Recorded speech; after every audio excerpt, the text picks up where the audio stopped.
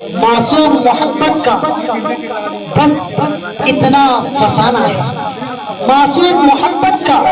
بس اتنا فسانہ ہے، کاغذ کی حویلی ہے بارش کا زمانہ ہے، کاغذ کی حویلی ہے بارش کا زمانہ ہے، اس پار اترنے کی امید بہت کم ہے، کاغذ بھی کشتی بھی پرانی ہے اور طوفان کو بھی آنا ہے، کیا شرط محبت کیا شرط زمانہ ہے، آواز بھی زخمی ہے اور تقریر بھی کرنی ہے۔ قاری صاحب کا بہت ہی تہ دل سے میں شکریہ ادا کرتا ہوں کہ میرے تعریف میں ایسے الفاظ استعمال کیے جس کے میں مستحق نہیں ہوں، بالآخر ان کا ایک گمان ہے میرے بارے میں۔ تو میں آج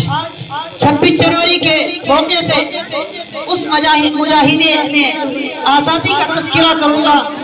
کہ جنہوں نے شاملی کے میدان میں انگریزوں کے چھکے چھڑا دیے،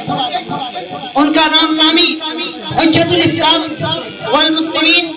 قاسم العلوم والخیرات، جامع المعقولات والمنقولات، نابغہ روزگار، حضرت مولانا محمد قاسم النانوتوی علیہ الرحمہ کی شخصیت ہے، جنہوں نے ہندوستان کو آزاد کرانے کے لیے ہندوستان کو ایسے وقت میں مسلمانوں کی قیادت کی ہے جب دہلی کی جامع مسجد کی سیڑھیوں پر چڑھ کر عیسائی مبلغین پورے ہندوستان کو کرۂ ارضی کا دوسرا اسپین بنانے کا اعلان کر رہے تھے، جب عیسائی مشنریز